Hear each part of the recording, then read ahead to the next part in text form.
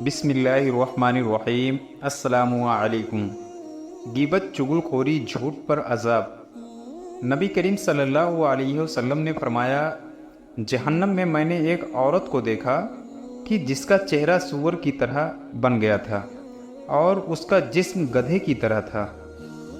تھی تو وہ عورت ہی، مگر اس کے جسم کی کھال جو تھی وہ ایسی بن گئی تھی جیسے گدھے کا جسم ہوتا ہے، اور چہرہ ایسا بن گیا تھا جیسا سور کا چہرہ ہے، گویا شکل بگاڑ دی گئی اور اس طرح اس کو عذاب ہو رہا تھا۔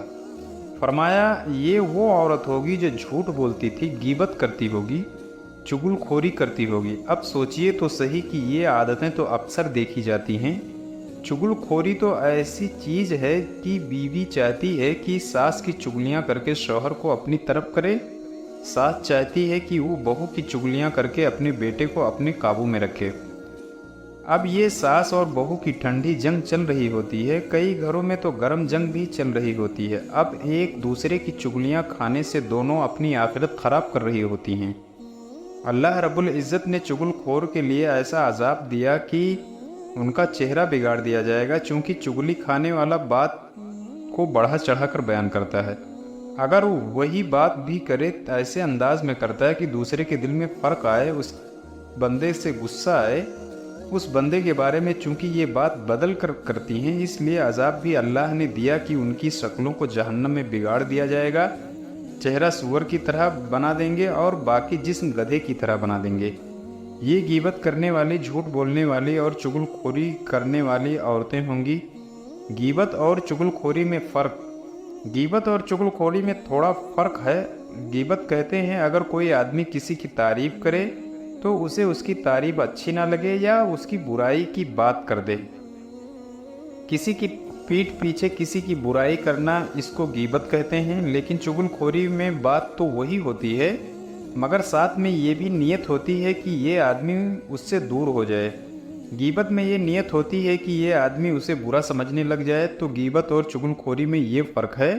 غیبت اس لیے کی جاتی ہے کہ بندہ اسے برا سمجھے، اور چغل خوری اس لیے کی جاتی ہے کہ بندہ دل سے اسے نفرت کرنے لگ جائے اور اس سے کٹ جائے۔ تو تعلق توڑنے کی نیت ہوتی ہے، اسی کو لگائی بجھائی کہتے ہیں۔ اس سے رشتہ داریاں ٹوٹتی ہیں، لوگ ایک دوسرے سے جدا ہوتے ہیں۔ اس لیے چغل خور انسان اللہ رب العزت کو ہرگز پسند نہیں۔ جہنم میں ایسی عورتوں کو وہ عذاب دیا جائے گا۔ یہ بات یاد رکھیے کہ یہ سب گناہ صرف عورتوں میں ہی نہیں ہوتے، مردوں میں بھی ہوتے ہیں۔ اگر کوئی مرد بھی ایسا گناہ کرے گا تو اس کو بھی ایسی ہی سزا ملے گی جیسی عورتوں کو مل رہی ہے۔ لیکن حدیث پاک میں عورتوں کے بارے میں بات بتائی گئی۔ اب ان کے جو گناہ مرد کر رہے ہوں گے وہ بھی اسی کے تحت آ جائیں گے اور ان کو بھی اسی طرح کی سزائیں دی جائیں گی۔ نبی صلی اللہ علیہ وسلم نے فرمایا، جہنم میں نے ایک عورت کو دیکھا کہ اس کی شکل کتے جیسی تھی اور وہ آواز ایسے نکالتی جیسے کتا بھونک رہا ہوتا ہے، اور آگ اس کے منہ سے داخل ہوتی تھی اور اس کے پاخانے کی جگہ سے باہر نکل رہی تھی۔ اسی طرح میں نے اسے دیکھا کہ فرشتے اسے ایک ہتھیار جو اوپر سے موٹا اور گولا ہوتا ہے اور نیچے سے پتلا ہوتا ہے، اسے مار رہے ہیں۔ پوچھا، اے اللہ کے نبی صلی اللہ علیہ وسلم، اس نے ایسا کون سا قصور کیا؟ فرمایا، اس کے اندر حسد یعنی دوسرے سے جلنا بہت زیادہ تھا، وہ دوسروں سے حسد کرتی تھی۔ آج کل عورتوں میں حسد کی بیماری بہت زیادہ ہے، مردوں میں بھی ہے مگر عورتوں میں 2 ہاتھ اور زیادہ ہے۔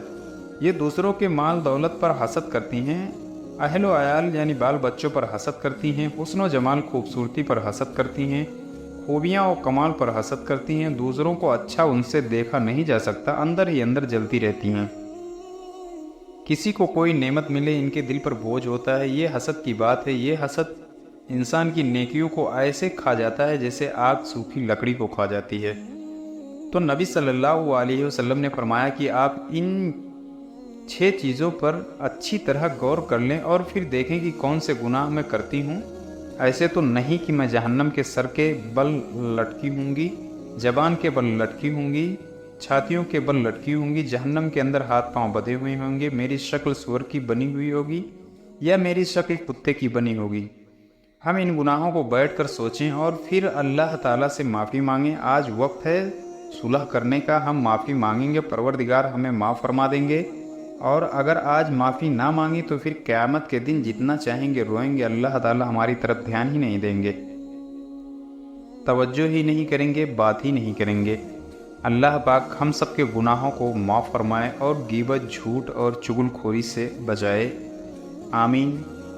خدا حافظ۔ وآخر دعوانا الحمد للہ رب العالمین۔